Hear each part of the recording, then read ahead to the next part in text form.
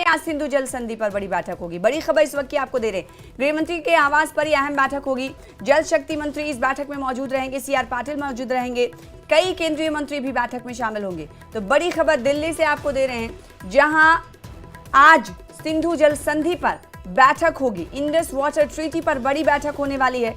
गृह मंत्री के आवास पर यह बैठक होगी और यह अहम बैठक होगी। इस बैठक में जल शक्ति मंत्री सीआर पाटिल भी मौजूद रहेंगे और कई केंद्रीय मंत्री भी बैठक में शामिल होंगे। पहलगाम हमले के बाद भारत की तरफ से पाकिस्तान के खिलाफ कड़े प्रतिबंध लगाए गए हैं, जिनमें इंडस वाटर ट्रीटी भी शामिल है और आज इसी से जुड़ी हुई एक बैठक होने वाली है। सिंधु जल संधि पर बड़ी बैठक होगी।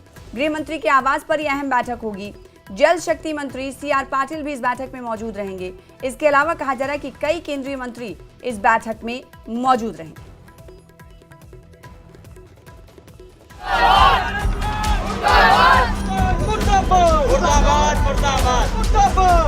यहाँ पे उसने बोला कि शायद मुस्लिम नहीं है, उसने उसको गोली मार दी। हमले की साजिश रचने वालों को उनकी कल्पना से भी बड़ी सजा मिलेगी।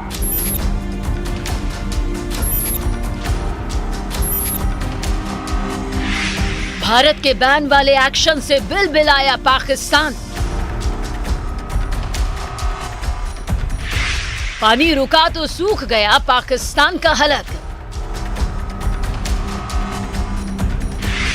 पाकिस्तान के पतन का काउंटडाउन शुरू। देश के दुश्मनों ने भारत की आत्मा पर हमला करने का दुस्साहस किया। पहलगाम में हमले के बाद से ही पाकिस्तान से हर रिश्ते खत्म हो गए। भारत की तरफ से पाकिस्तान के खिलाफ कई बड़े बैन के बाद पाकिस्तान ने भी गीदड़ भभकी देने की कोशिश की। पाकिस्तान की नेशनल सिक्योरिटी कमेटी ने 1972 में शिमला समझौते को रद्द करते हुए सभी द्विपक्षीय समझौते स्थगित कर दिए, जिसमें व्यापार पर रोक, वाघा बॉर्डर बंद करना शामिल है। इसके साथ ही पाकिस्तान ने भारत के लिए अपना हवाई क्षेत्र भी बंद कर दिया है। जबकि इससे पहले पीएम मोदी की अगुवाई में हुई सीसीएस यानी कैबिनेट कमेटी ऑन सिक्योरिटी की बैठक में पाकिस्तान के खिलाफ कई कड़े फैसले लिए गए थे, जिनमें 65 साल पुरानी सिंधु जल संधि को रोकना, वीजा प्रक्रिया बंद करना, पाकिस्तान के रक्षा सलाहकारों को हटाना, अटारी वाघा चेक पोस्ट बंद करना, पाकिस्तानी नागरिकों की एंट्री बैन करना, सभी पाकिस्तानी नागरिकों को भारत छोड़ने जैसे आदेश शामिल हैं।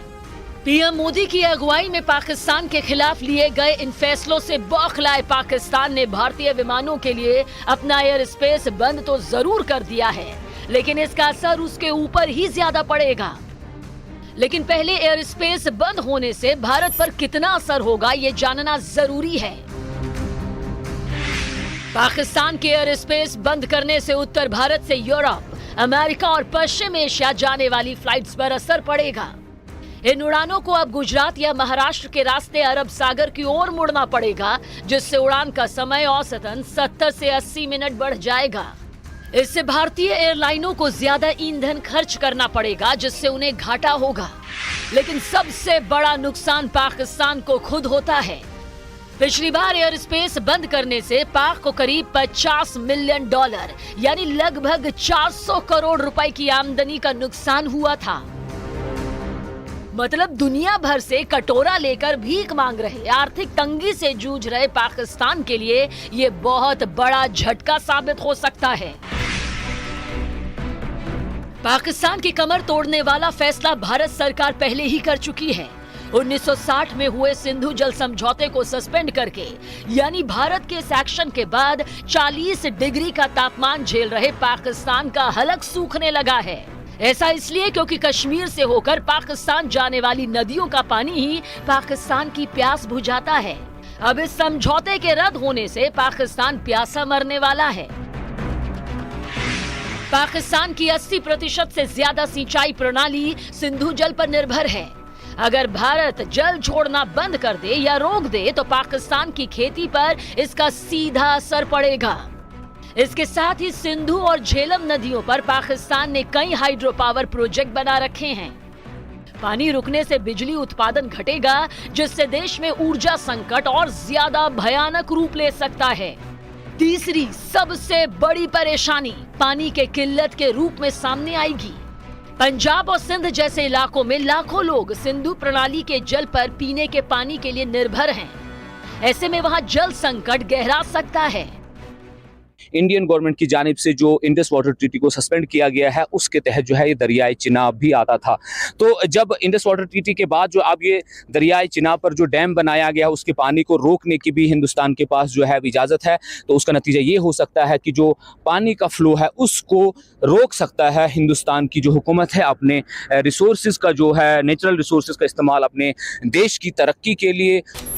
सिंधु जल समझौते के रद्द होने का असर पाकिस्तान में दिखने लगा तो वहां के पीएम शहबाज शरीफ बौखला गए, तड़पने लगे। पाकिस्तानी पीएमओ के बयान में कहा गया कि सिंधु जल संधि के मुताबिक पाकिस्तान के पानी के प्रवाह को रोकने या मोड़ने का कोई भी प्रयास और निचले तटवर्ती क्षेत्र के अधिकारों का हनन युद्ध कार्रवाई के रूप में माना जाएगा। उधर पाकिस्तान में सिंधु जल समझौते के रद्द होने से मचे हड़कंप के बीच भारत सरकार के जल संसाधन मंत्रालय के सचिव ने पाकिस्तान को चिट्ठी भी भेज दी, जिसमें पाकिस्तान को यह बताया गया कि 1960 की सिंधु जल संधि को तत्काल प्रभाव से स्थगित कर दिया गया है। यही नहीं, केंद्र सरकार ने पाकिस्तान सरकार के एक्स हैंडल को भारत में बैन कर दिया है। मतलब साफ है, पहलगाम में निर्दोषों को मौत के घाट उतारने वाले आतंकियों को पनाह देने वाले पाकिस्तान को खंडहर बनाने की स्क्रिप्ट लिख दी गई है।